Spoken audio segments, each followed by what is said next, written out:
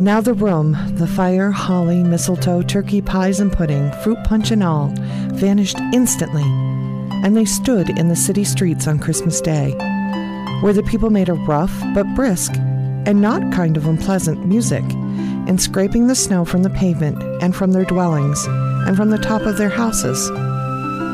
The house fronts looked black enough and the windows blacker, contrasting with the smooth white sheet of snow upon the roofs, and with the dirtiest snow upon the ground, which last deposits had been plowed up deep furrows by the heavy wheels of carts and wagons into a thick yellow mud and icy water. The sky was gloomy and the streets were choked up with dingy mist, half thawed, half frozen. There was nothing very cheerful in the climate or the town, and yet there was an air of cheerfulness abroad.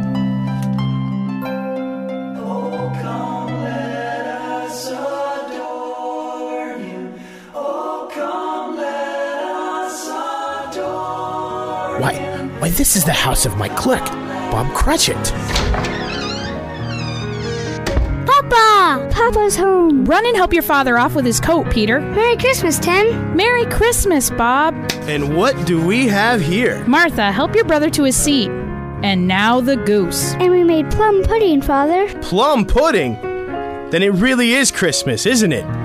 You have really outdone yourself this year, my dear. It was all... It looks delicious and sure to taste marvelous. Won't it, children? Hooray! Let us give thanks, my dear, for this and our good Lord's many blessings, for what we are about to receive on this blessed Christmas day. May the Lord make our hearts truly thankful. And we are truly thankful, aren't we, children? Yes, Papa. We should have a toast. What shall we toast? Christmas present. The goose. The cook. The grocer who sold us the goose. Linda, who bought the goose. Mr. Scrooge.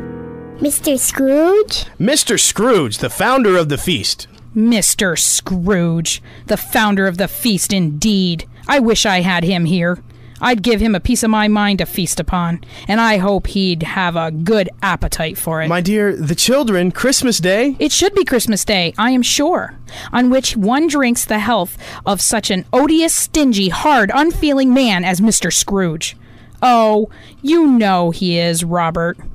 Nobody knows it better than you do, poor fellow. My dear, Christmas Day? I will drink his health for your sake and the day's, not for his. Long life to him. A Merry Christmas and a Happy New Year. He'll be very merry and very happy, no doubt. A Merry Christmas to us all, my dears. God bless us. Merry Christmas! And God bless us, everyone. Tell me, Spirit, will Tiny Tim live? I see a vacant seat in the chimney corner and a crutch without an owner. If these shadows remain unaltered by the future, the child will die. No, kind Spirit. Say he shall be spared. Say his small, wonderful life will be lifted and saved. If these shadows remain unaltered by the future, none other of my race will find him here. What then? If he be like to die, he'd better do it and decrease the surplus population. Man, if man you be in heart and not alone in shape, forbear such wickedness, until you have discovered what the surplus is and where it is.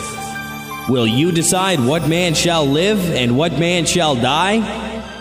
It may be that in sight of heaven you are more worthless and less fit to live than millions like this poor man's child.